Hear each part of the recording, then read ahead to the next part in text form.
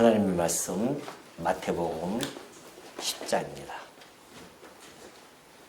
마태복음 10장 16절. 마태복음 10장 16절 다 찾으신 줄로 알고 봉독해 드립니다. 보라, 내가 너희를 보냄이 양을 이리 가운데로 보냄과 같도다. 그러므로 너희는 뱀같이 지혜롭고 비둘기같이 순결하라. 사람들을 삼가라. 그들이 너희를 공회에 넘겨주겠고 그들의 회당에서 책짓질하리라. 또 너희가 나로 말미암아 총독들과 임금들 앞에 끌려가리니 이는 그들과 이방인들에게 증거가 되게 하려 하심이라.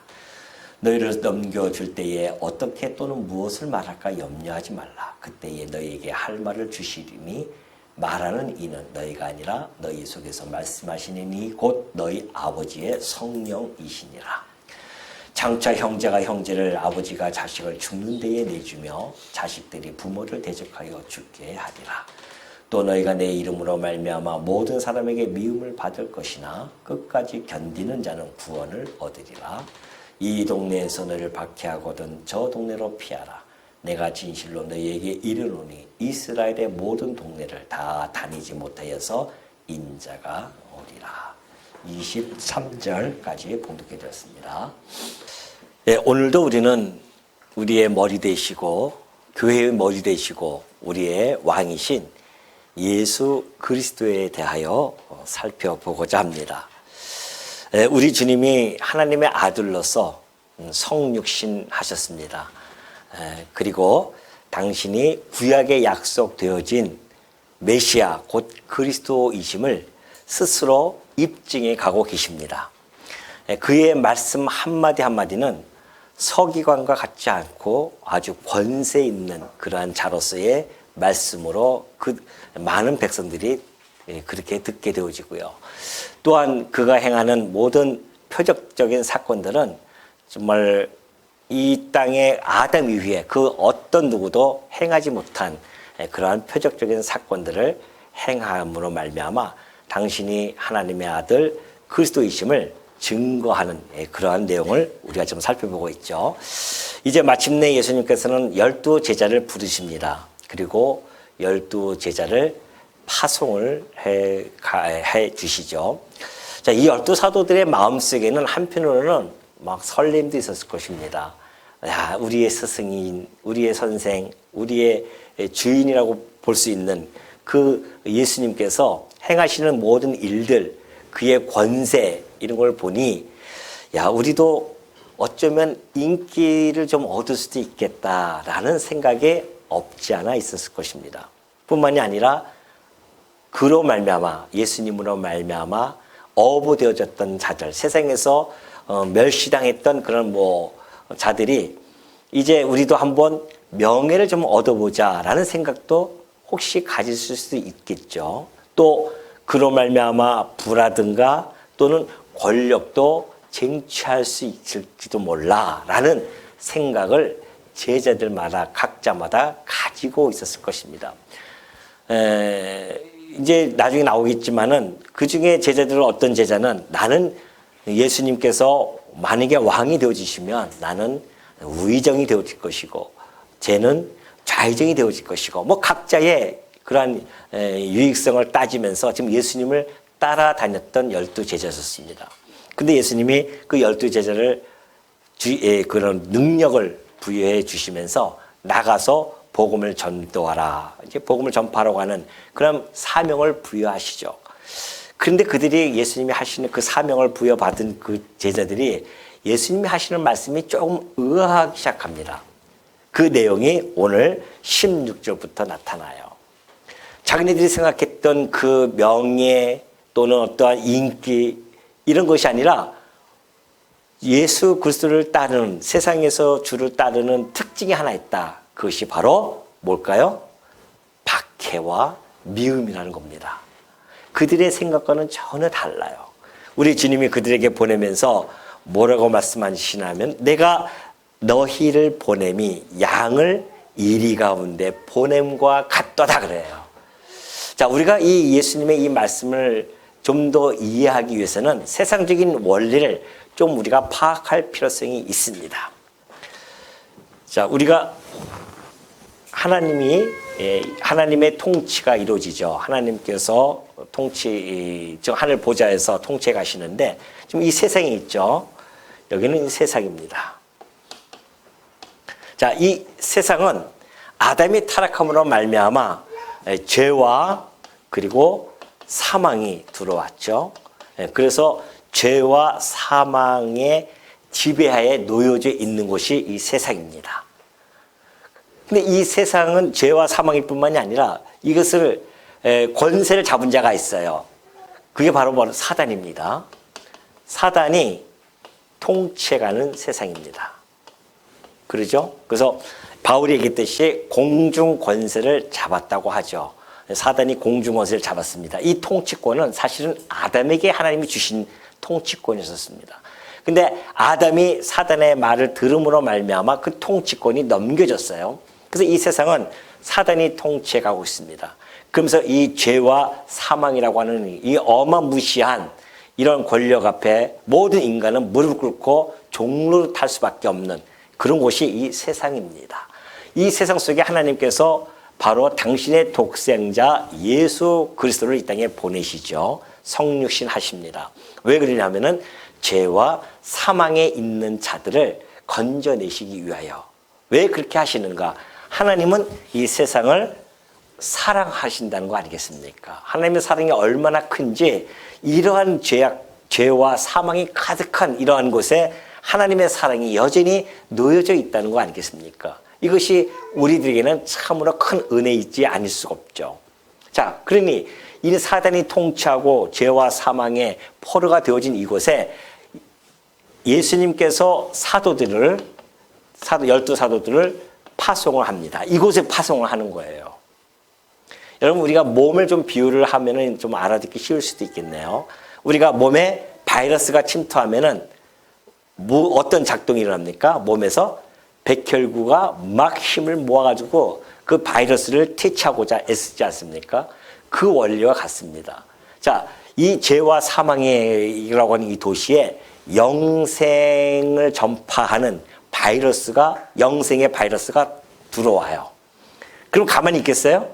사단의 진두 지휘 아래 죄와 사망의 이 백혈구들이 끊임없이 싸우고자 막 달려올 거란 말입니다. 이것을 우리는 박해라고 하는 겁니다. 박해를 하는 거죠. 그러니까 이 사도들이 들어와서 이 사단이 통치하는 이 세상에 들어오면은 박해를 받는 것은 당연한 겁니다. 왜? 여기는 영원한 생명의 바이러스고 여기는 죄와 사망의 백혈구가 있기 때문에 부딪힐 수밖에 없죠. 치열한 싸움이 벌어집니다. 그러니 이들이 와서 여기 죄와 사망이 있는 자들을 건져내서 어디로? 바로 이 교회라고 하는 것이죠. 교회의 이 모임으로 하나하나씩 건져내는 겁니다. 구별시켜놔야 된단 말이죠. 그래서 이 교회는 영원한 생명이 있는 곳이기 때문에 이곳에서 한 명씩 한 명씩 지금 들어오게 되어지는 겁니다. 그러니까 우리도 이 사도들이 제일 먼저 가서 이 교회를 창립하는 자들이에요. 사도들은. 그리고 교회는 끊임없이 그 사도들의 사명을 이어받아서 이 사단이 통치하는 이 세상, 죄와 사망이 있는 자들을 불러서 지금 이 교회가 온 세상에 가득 차 있는 그런 상황에 오게 된 거 아니겠습니까? 그것처럼 지금 처음 교회가 창설되어지는 시기였기 때문에 어마무시한 정말 이 박해가 올 수밖에 없는 거죠. 그러니 예수님께서 이들을 보내시면서 지금 너희들이 이 세상 가면은 안락이 있는 곳, 그곳에 평안이 있는 곳, 그런 곳이 아니라는 겁니다. 이곳에서는 사단의 이 부하들, 곧 이리들이 득실하는 곳이고요. 사도들은 양과 같은 그런 존재들입니다. 이 선한 목자이신 그리스도께서 사도들은 이 양을 이 땅에 보낸 것 같도다. 이곳에는 이리가 득실거릴 텐데 얼마나 박해를 당할 거냐 말이죠. 그래서 지금 이들이 이 땅에 오면은 박해를 당할 수밖에 없습니다. 그러니까 우리들도 이 교회가 끊임없이 이 세상으로부터 박해를 당하는 이유는 이러한 세상적인 원리를 가지고 있기 때문에 이 교회가 이 땅에서 잘 먹고 잘 살고 그러지 않아요.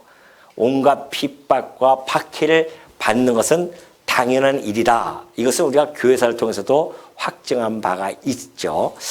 그렇기 때문에 지금 예수님께서는 이곳에 내가 너희들을 보내는 것이 마치 이리 떼에게 양을 보낸 것 같다. 그러니 제자들의 입장으로서 봤을 때는 야, 우리가 정말 이 땅에 예수님을 만나서 이제는 좀 팔자를 고칠까 생각했는데 그게 아니라 도리어 박해와 미움을 당한다는 이 사실 앞에 그들로서는 도저히 그걸 갖다가 흔쾌히 유쾌하게 받아들일 수 없단 말입니다.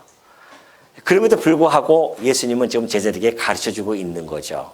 주를 따르는 그 길, 예수님을 따르는 그 길의 특징은 바로 박해라는 것, 이것을 지금 가르쳐 주고 있는 겁니다. 자, 그러면 어떻게 되는가?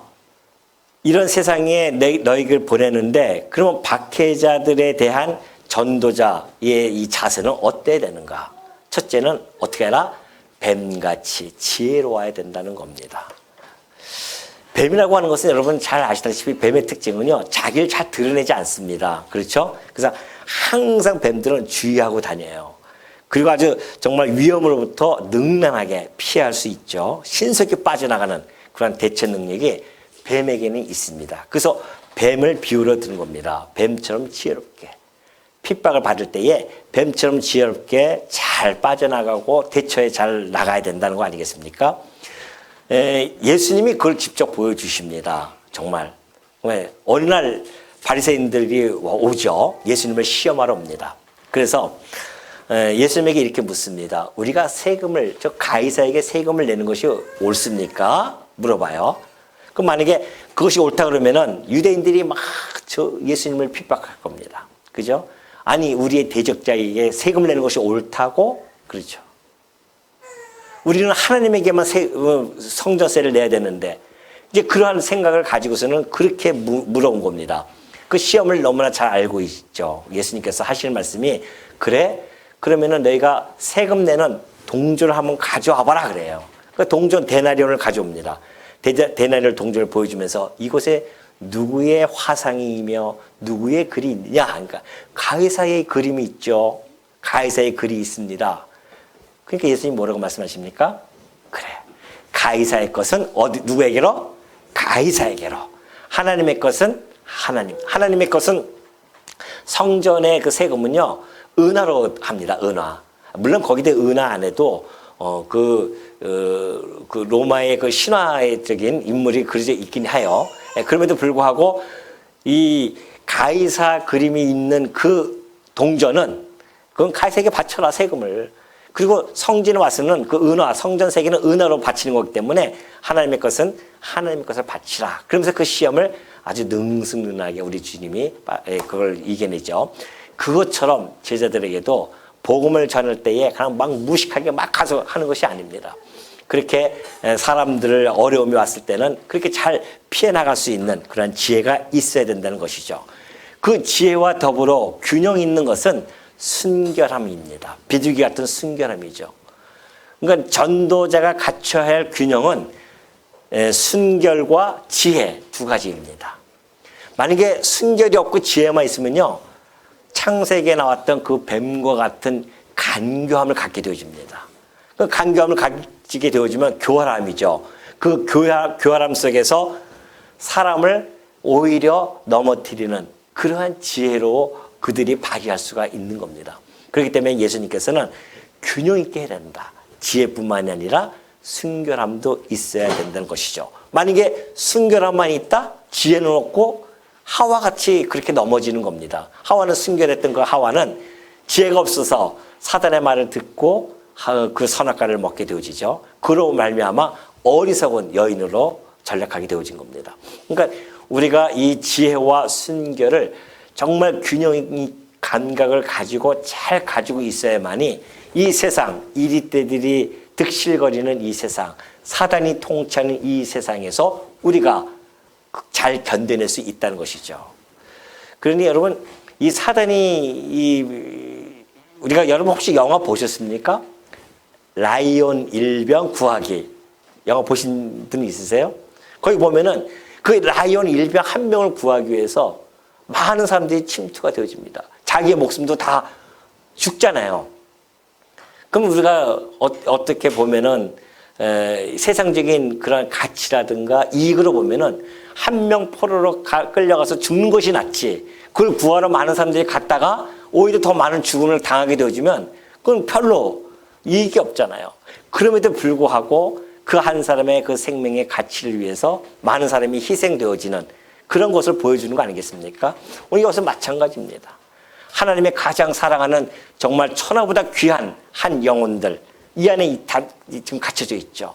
이러한 자들을, 이 사도들을 보내가지고서는 그 온갖 박해와 죽음 속에서도 이 죄와 사망에서 우리를 건져내시는 하나님의 그 사랑, 이것이 우리들이 이게 잘 보여주는 대목이 아닐 수 없습니다. 그러니 예수님께서 그 제자들을 보내시면서 너희들 지혜롭게 핍박자들을 정말 주의하고 또 혼합되어진 복음이 아닙니다. 정말 순결한 진리의 영께서 전하는 그러한 순결한 그 말씀만을 잘 지켜가지고서는 선포해야 된다는 것이죠. 또 더 나아가서는 죄로 더럽혀지지 아니하는 그런 거룩한 삶으로 보존하면서 복음을 전파해야 될 것을 예수님께서 지금 제자들에게 교훈해주고 있는 내용입니다. 그러면서 17절 보면 그래요. 사람들을 삼가라. 그들이 너희를 공회에 넘겨주겠고 그들의 회당에서 책짓질하리라. 또 너희가 나로 말미암아 총독들과 임금들 앞에 끌려가리니 이는 그들과 이방인들에게 증거가 되게 하려 하심이라. 자, 핍박자, 박해자들이죠. 사람들을 일단 삼가하라. 우리가 그때 당시에 많은 사람들을 우리가 접하게 되어집니다. 사도들이 접하겠죠. 그런데 어떤 사람은 참 교양 있는 사람도 있을 것이고 어떤 사람들은 아주 종교적으로 철두철미하게 무장되어진 자들도 있을 것입니다. 유대교라든가 그런 거죠. 또 어떤 사람들은 친절한 사람도 있겠죠. 그런 사람들을 있지만은 그러나 여전히 그 안에 복음이 없다고 한다면은 사실은 같은 동료로 여기면 안 된다는 겁니다. 때로는 우리가 그런 사람들을 의지할 때가 있죠. 그래도 안 된다는 것이죠. 왜냐하면 언제든지 성도의 대적자들이 될 수 있는 여지가 많습니다. 복음이 없는 사람, 아무리 그들이 친절하고 교양이 있다 할지라도요, 언젠가는 성도의 대적자가 되어져서 적으로 나타나는 경우가 많이 있거든요. 그렇기 때문에 늘 사람을 삼가하라고 하는 이 예수님의 이 말씀은 제자들로 하여금 깊은 생각을 하게 해주고 있죠. 그러면서 박해를 그들이 오히려 그 사도들을 그 박해자에게 넘기는 일을 하게 될 것이라고 이야기합니다. 자, 이 박해자들 보면 이렇게 되어 있어요. 다양하게 나타납니다. 여러 부류로 나타나는데 첫째는 지도자들에게서도 나타납니다. 박해자들은. 지도자들은 유대교죠. 유대교의 지도자들, 뭐 바리새인들이라든가 서기관 이런 자들이 이 사도들을 붙들어 가지고서는 어디다 집어넣냐면은 공회에다가 넘겨버립니다. 그럼 공회에서 그걸 보고서는 책짓질을 한다는 거 아니겠습니까? 그 책짓질을 당해. 사도 바울도 그렇죠. 사도 바울도 이 공회에 넘겨져 가지고서는 40에 하나 감한배, 40대 이상 넘기면 안 되니까 채찍을 40에서 하나를 감한배를 5번이나 그 태형을 당합니다. 예수님이 하신 말씀이 그대로 이루어지죠. 이 지도자에 의해서 끌려가지고서는 그런 채찍을 맞습니다. 뿐만이 아니죠. 이 위정자들, 로마의 위정자, 이방인들 아닙니까? 총독, 임금들 그 앞에 끌려가서도 너희들이 끌려가서 그 앞에 서게 될 것이다. 예수님의 이 말씀은 그대로 역사, 교회사 속에서 일어나죠. 초대교회 때 다 일어납니다. 우리가 사도행전 24장 10절 보면 잘 나타나 있죠. 총독이 바울에게 머리로 표시하여 말하라고 합니다. 너 말해봐. 그러니까는 바울이 쫙 당신이 여러 전부터 이 민족의 재판장 된 것을 내가 알고 내 사건에 대하여 기꺼이 변명하나이다 하면서 쭉 설명을 해가죠. 자, 이 말씀이 18절의 말씀의 성취거든요. 보세요. 너희가 나로 말미암아 총독들과 임금들 앞에 끌려갈 것인데 왜 그렇게 끌려갈 것이냐? 그 이유가 있어요. 분명한 이유가 있습니다. 그들과 이방인들에게 증거가 되게 할 것이다. 그래요. 그들과 이방인 곧 이 종교 지도자들 앞에서 예수가 그리스도 곧 구약에 약속되어졌던 그리스도이심을 너희들이 증거하게 되어질 것이다라는 것이죠. 그렇기 때문에 오히려 그것이 복음 전파, 복음을 변호할 수 있는 그런 선포의 하나의 기회가 되어질 수가 있습니다. 예수님께서 그 기회들을 하나하나 만들어 가신다는 거 아니겠습니까? 그러니까 제자들을 핍박하는 것은 매우 중요한 선교 사역에 있어서 중요한 도구 중에 하나입니다. 위정자들을 통하여서 복음이 또 전파되어질 수 있는 그런 기회도 되어질 수 있기 때문에 그렇다는 것이죠. 그래서 19절 보면 그래요. 너희를 넘겨줄 때에 또 어떻게 무엇을 말할까 염려하지 말라. 그때에 너에게 할 말을 주시리니 말하는 이는 너희가 아니라 너희 속에서 말씀하시는 이 곧 너희 아버지의 성령이시니라 그래요. 너희를 그렇게 끌려가면은 무엇을 말할까 변명할까 염려하지 말라는 겁니다. 왜냐하면은 하나님께서 성령께서 너희들이 얘기할 것을 다 해서 해줄 것이다. 저기 착각하면 안 됩니다. 무슨 빈 칠판에 이렇게 성령께서 막 써가지고서는 읽듯이 그런 뜻이 아닙니다. 예수님이 그들에게 제자들이 가르쳐주죠. 가르쳐줍니다. 그러면 성령이 오셔가지고서는 그 현장 앞에 섰을 때에 예수님께서 가르쳐주신 말씀들이 기억이 나는 겁니다. 우리가 기억이 안 나면 잘 말을 못하잖아요. 그런데 기억을 나게 해주겠다고 했습니다. 성령이 오시면 너희들이 내가 이야기했던 것을 깨달아 알게 해주고 또한 너희들에게 기억나게 해줄 것이다. 그러니 베드로가 보십시오. 정말 종교 지도자 앞에서 그런 말씀을 아주 막힘없이 해나갑니다. 그러니까 그들이 감탄을 해요. 미워하면서도 와, 저 본래 어부 아니었었는가? 그런데 이렇게 기탄 없이 이야기할 수 있겠는가? 라고 할 정도로 그들이 받아들이는 것이 깜짝 놀랄 정도죠. 그러면 베드로가 했던 이야기는 베드로에게 함께 하신 그 성령이 그의 전 인격을 동원해 가지고서는 깨닫게 해주시고 그 다음에 기억나게 하시고 말하게 하시는 그런 일들입니다. 그러니 결국 궁극적으로는 전도라고 하는 것은 누가 하는 것이다? 하나님이 하시는 거라는 겁니다. 염려하지 마십시오. 혹시 여러분들도 가가지고 내가 무엇을 말할까 막 염려하시잖아요. 염려할 거 없습니다. 기도하는 가운데 그 앞에 가서 하시면은 분명히 성령께서 여러분에게 기억나게 하십니다. 말씀 하나도 기억나게 하신다니까요. 주 예수를 믿으라. 그러면 너와 내 집이 구원을 얻는다고 하지 않습니까? 이런 것들이 다 기억나게 하는 거란 말이죠. 평소에 우리가 말씀을 우리가 중요시 여기고 말씀을 상고하는 이유는 우리가 어느 때에 어떻게 가서 형편이 있든지 간에 주의 말씀을 전할 수 있는 준비를 하기 위함입니다. 베드로도 그러잖아요. 너희들이 무엇을 말할 것인지 늘 준비하고 있어야 된다. 성도가 가지고 있는 사명입니다. 무엇을 가가지고서 내가 무엇을 말하지? 아주 새하얘져서 아무것도 얘기 못한다. 그러면 준비가 안 돼 있는 것이죠. 그 준비를 우리가 한다고 하는 것은 그것이 중요한 겁니다. 말씀을 늘 상고하고 그 말씀 속에서 깨달음을 얻고 그럴 때에 이제 어떤 상황이 맞닥뜨렸을 때는 성령께서 그것을 막 동원시켜 가지고서는 우리로 하여금 기탄 없이 설명하게 하고 그들이 설득이 되든 안 되든 상관없습니다. 복음은 선포의 기능이지 설득의 기능이 아니에요. 선포해 가지고서는 성령께서 그 안에 성령이 있는 자들은 듣고 깨달아집니다. 아니 이것이 우리가 깨달아질 수 있는 그런 내용이 아니잖아요. 인간이 가지고 있는 그런 경험, 지식 가지고서는 깨달을 수 있는 내용들이 아닙니다. 성령께서 깨닫게 해주지 않으면 안 돼요. 하나님의 영이 아니고서는 이 말씀을 깨달을 수가 없습니다. 오늘 여러분들이 이 말씀을 깨달아졌다고 하는 것은 여러분 안에 성령이 내주하고 있음에 대한 분명한 사실이죠. 그러니 우리가 감사가 나오는 거 아니겠습니까? 저도 이 말씀을 볼 때마다 야 이거 참 새로운 사람들이 이렇게 이야기하면요 무슨 얘기든지 잘 못 알아듣습니다. 그러니까 제가 이제 우리 아파트 안에 어떤 분을 알게 되었어요. 도서관에 제가 다니면서 이제 친분을 갖게 됐습니다. 한 40대 후반의 여성분이에요. 그 이제 이런 이제 계속 이제 도서관 친구라고 하면서 제가 많은 이렇게 이야기를 조금씩 던지고 있습니다.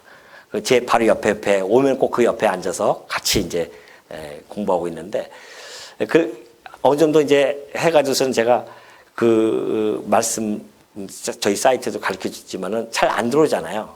그래서 이제 우리 그때 사경했던 그 말씀을 살짝 보여주면서 한번 시간 있을 때 한번 들으시라고 넘겨줬어요. 엊그저께 한번 만나가서는 혹시 들으셨습니까? 했더니만 좀 듣다가 말았어요 그러더라고요. 어렵다는 거예요. 여러분들은 어렵지 않잖아요. 그게 어려워요. 새로 듣는 분들은 이 말씀이 참 어려운 겁니다. 무슨 얘기인지 잘 알아듣지는 못해요. 그래서 저는 이게 참 성령의 역사가 아니고서는 이것이 복음이 들어갈 수가 없는구나. 성령께서 만약에 역사하신다면 아마 그 자매도 지금 제가 기도 중에 있지만은 아마 하나님의 역사라고 한다면은 분명히 어느 날 순간에 그 말씀들이 조금씩 이해가 될 수 있을 겁니다. 그렇기 때문에 우리가 이 말씀을 여러분들이 어렵게 전하고자 막 하도 안 되죠. 그러니까 우리가 말씀을 잘 안다고 하는 것은 간략하게 성경 몇 구절만 딱 알아도요. 그것이 우리들에게 성령께서 역사하셔서 그 말씀이 전달이 되어지면 하나님이 같은 성령께서 역사하시면 금방 돌아서죠. 그렇기 때문에 지금 이 제자들에게도 예수님께서 걱정하지 마. 담대하게 전하라. 왜? 너희 안에 있는 성령이 행할 것이기 때문에 그렇다는 거 아니겠습니까? 그러면서 20절 보면 그래요. 말하는 이는 너희가 아니라 너희 속에서 말씀하시는 이 곧 너희 아버지의 성령이시니라. 장차 형제가 형제를 아버지가 자식을 중대에 내주며 자식들이 부모를 대적하여 죽게 하리라. 자, 박해자 중에 또 한 부류가 있습니다. 그게 바로 혈족들이에요. 혈족. 특히 이들은 더 그렇습니다. 왜? 유대교로 똘똘 무장되어진 그런 사람들 아니겠습니까? 율법에 꽉 가로막혀 있는 자들이었습니다. 그곳에 이 복음, 믿음으로 말미암아 의롭게 되어진다고 하는 이 복음을 전하는데 이 혈족들이 받아들이지 못해요. 그 이단으로 바라보는 거죠. 그 당시에 예수님이 신성 모독죄뿐만이 아니라 유대교 안에서는 이단이었단 말입니다. 그러니까는 받아들이지 못하죠, 이단을. 지금 우리가 이단들을 받아들이지 못하듯이 그렇게 이단들을 받아들이지 못하는 겁니다. 그러나 실상은 진리임에도 불구하고 잘못된 종교 테두리 안에서 그 진정한 참 종교, 곧 진리이신 그리스도가 오셨음에도 불구하고 그것을 배척하고 대적하는 그런 모습을 너무나 잘 보여주고 있는 것이죠. 혈족도. 그러니까 유대교 같은 형제끼리도 때로는 세대 간에도 갈등이 이루어집니다. 아버지와 자식 간에 갈등이 이루어지지 않습니까? 이것은 물론 이때 당시뿐만이 아닙니다. 지금도 여전히 나타나고 있죠. 가정에서도 예수 그리스도를 받아들이지 못하고 부딪히는 문제들이 많이 있습니다. 그래서 되신 대로 우리가 종교 얘기하지 말자 그런 거 아니겠어요? 뭘 위해서? 가정의 평화를 위해서. 근데 여기서는 지금 여기는 심각하죠. 더구나 유대교와 기독교의 이 충돌. 완전히 새로 다른 어떤 가치관의 충돌이 이루어질 수밖에 없는 상황이기 때문에 혈족들도 그렇게 너희를 박해하게 되어질 것이다. 그래서 가정의 분열이 일어나고 이제 좀 있으면 또 나와요. 그게. 그런 상황들이. 그래서 가족들에 간에 어떤 배신이 일어나고 혈연보다는 어떤 종교적인 충성에 의해서 또한 그렇게 서로가 미워하는 그런 모습을 보여주는 복음을 거부하는 그런 상황들이 나타나게 될 것이다. 그런 이야기를 해주고 있죠. 장차 그래 장차. 장차는 곧 가까이는 초대교회죠. 초대교회 사도행전 막 시작하면서 얼마나 많은 박해를 받습니까? 형제들에게. 사도들이. 장차뿐만이 아니라 교회 역사 전반적으로 걸쳐서 또 나타날 것이고 물론 그런 것들이 이제 종말 때까지 계속 이어질 수밖에 없는 상황이죠. 또 하나의 부류가 있습니다. 22절. 또 너희가 내 이름으로 말미암아 모든 사람에게 미움을 받을 것이나 끝까지 견디는 자는 구원을 얻으리라. 자, 뭐예요? 모든 사람에게 모든 사람, 곧 이방인까지 다 포함되죠. 유대인뿐만이 아니라 이방인에게까지도 너희가 미움을 받을 것이다 라는 거 아니겠습니까? 그러니까 그리스도를 떠나지 않고 끝까지 견디는 자는 구원을 얻는 것이다 하는 거 아니겠습니까? 우리가 이제 인내라고, 기독교 인내라고 하는 것은 무조건 참는 것이 아닙니다. 기독교 인내라고 하는 것은 먼저 우리가 구원의 확신을 가지고 있어야 되죠. 구원의 확신을 가진 자들이 하나님께서 주신 자기의 본분과 사명을 잊지 않고 있는 겁니다. 그리고 그 본분과 사명을 적극적으로 지속하는 그러한 자세, 그것이 인내죠. 인내라고 하니까 는 직장에서 내가 그리스도인인지 아닌지 표시도 안 내고 가만히 있는 것이 인내가 아니에요. 표시 안 내면 밖에도 없어요. 세상에서는 우리 같은 동료이구나 그렇게 생각하죠. 그러나 직장 내에서든지 친구들 간에든지 내가 그리스도인이야라고 분명한 사실을 밝히고 내 삶 속에서 그것을 견지해 나가면서 내 사명과 내 본분을 지속적으로 나타내는 그러한 자세, 혹 내가 핍박을 받고 조롱을 받는다 할지라도 그것이 진정한 인내지. 자기는 그리스도인인지 아닌지 드러내지도 않고 향기도 뿜어내지 않고 가만히 있는다고 해서 그것이 인내가 아닙니다. 옆에서 누가 기독교 욕한다고 해서 참자 그것이 인내가 아닙니다.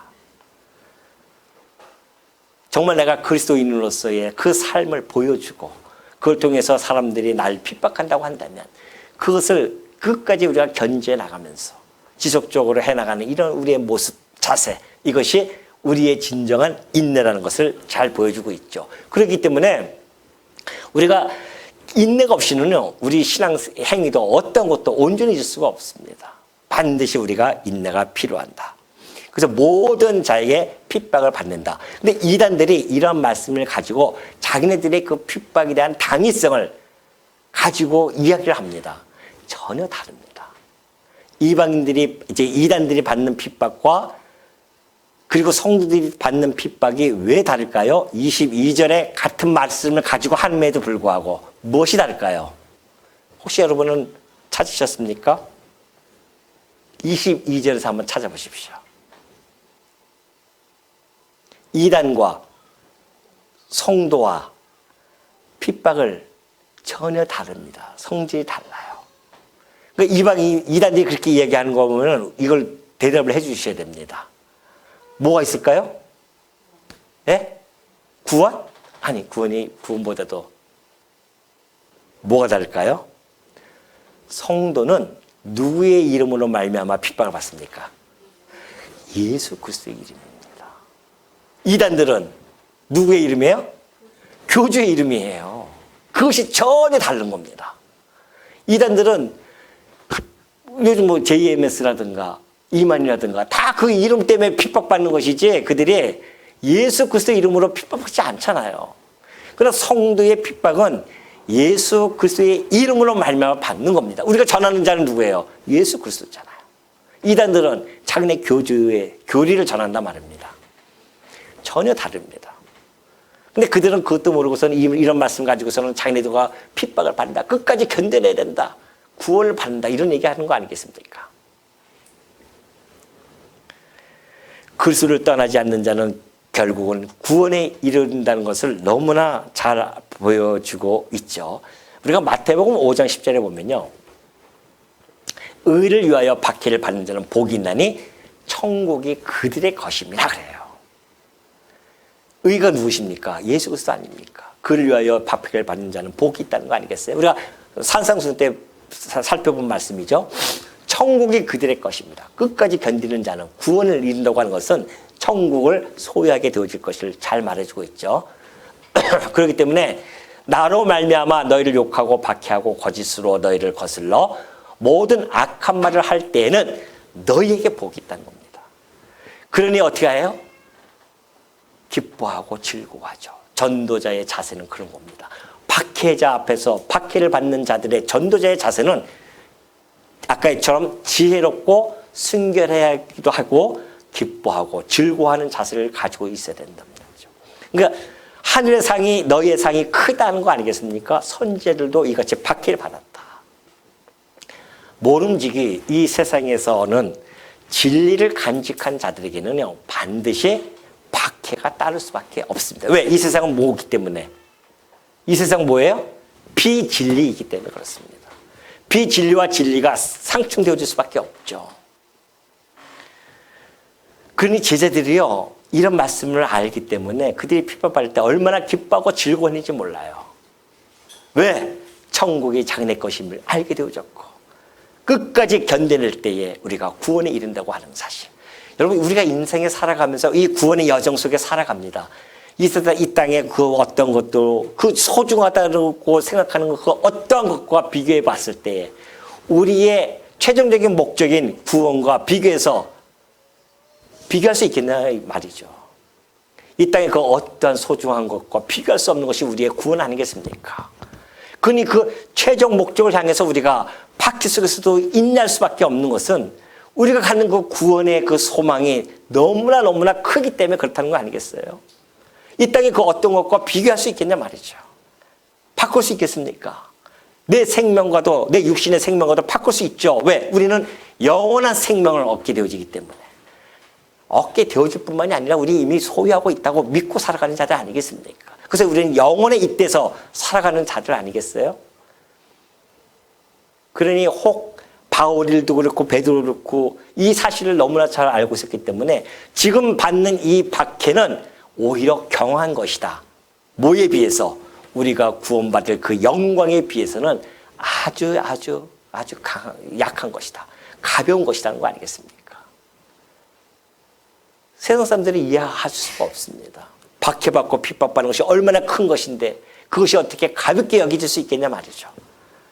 우리는 비교 감각을 가지고 살아가는 자들이기 때문에 그렇습니다. 그래서 바울이 비교해 준 겁니다. 아니야. 우리가 받을 그 구원의 영광은 비교할 수 없더라. 바울은 보고 왔잖아요. 삼층층을 구경하고 왔단 말입니다. 야, 이곳이 우리가 가야 할 곳이구나. 이걸 알고 있는 바울은 그 어떠한 핍박 속에서도 기뻐하고 즐거워할 수 있었습니다. 왜? 천국이 나의 것이라는 것을 그 바울은 믿고 있었기 때문에 그래요. 그러니 우리가 개인적인 종말뿐만이 아니라 역사적인 종말도 마찬가지고요. 그 개인적인 종말이 올 때까지 견뎌내는 것. 아까 얘기했죠. 분명하게 인내가 무슨 뜻인지 알겠죠? 그리스도인인지 아닌지 고만히 있지 말고 내가 그리스도인임을 밝히고 받는 박해로부터 참고 견뎌내는 것. 이것이 인내라는 사실을 잊지 마시기 바랍니다. 23절 보면 그래요. 이 동네에서 너희를 박해하거든 저 동네로 피하라. 내가 진실로 너희에게 이르노니 이스라엘의 모든 동네를 다 다니지 못하여서 인자가 올 것이다. 예수님이 한번 예언을 해주시죠. 너희들이 이 동네 가면 박해하거든 또 저 동네로 가라는 것입니다. 왜? 오히려 그 박해가요. 복음을 확산시키는 하나의 도구라는 사실입니다. 우리가 이 사도행전 13장 5절 보면 잘 나타나 있어요.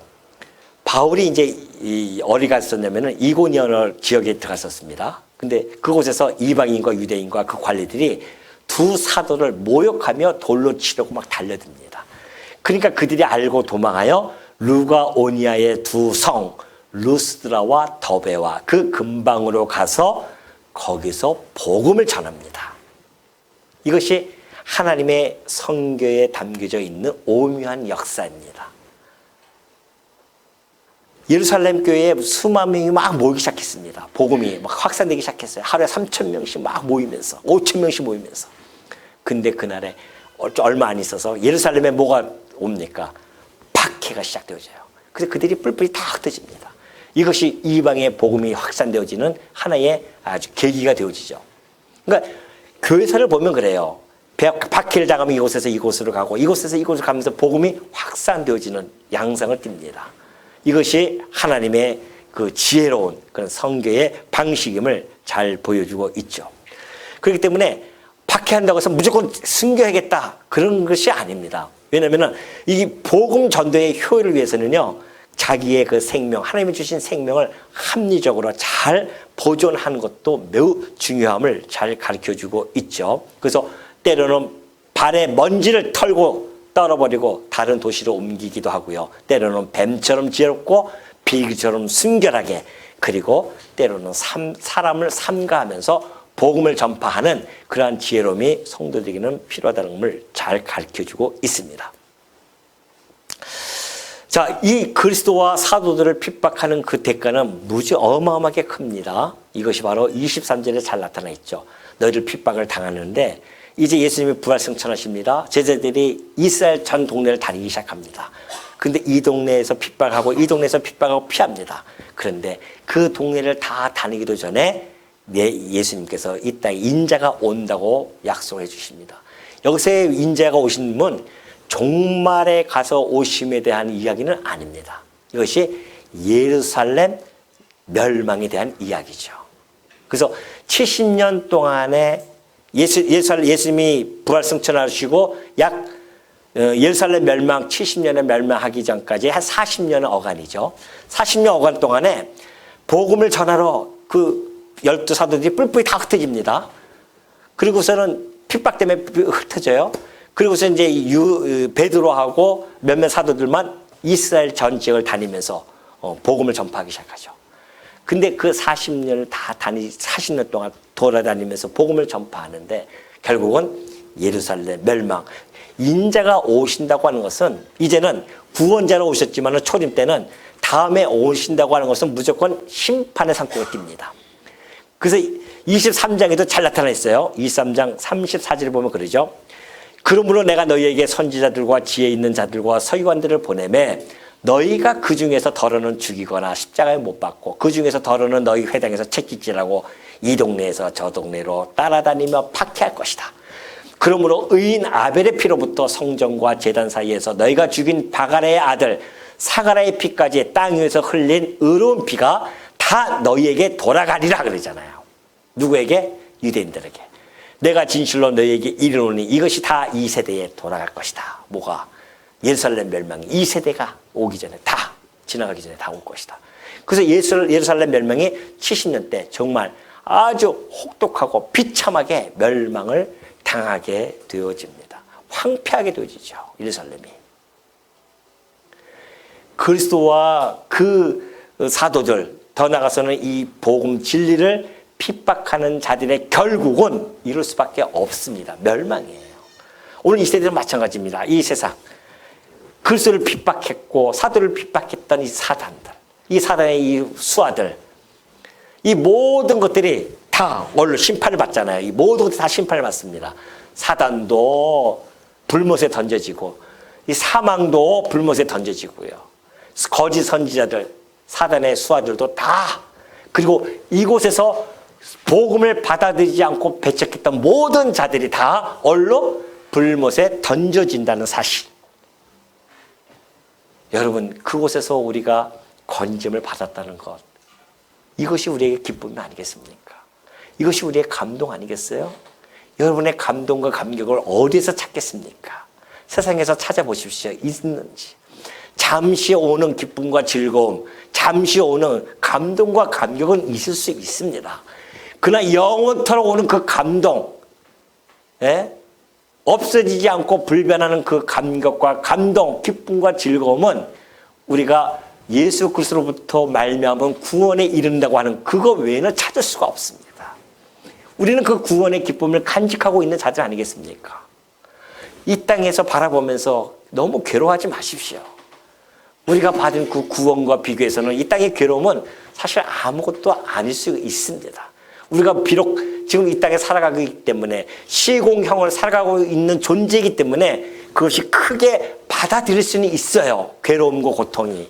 그럼에도 불구하고 우리에게 주신 십자가 사건을 통하여 주신 그 구원의 기쁨은 이 모든 것들을 상쇄하고도 남음이 있다는 사실 여러분 마음속에 간직하시고 우리 주님으로부터 주어진 그 구원의 즐거움과 기쁨을 마음껏 즐기시면서 이 땅에서 비록 박해를 받는다 할지라도 어떻게 한다?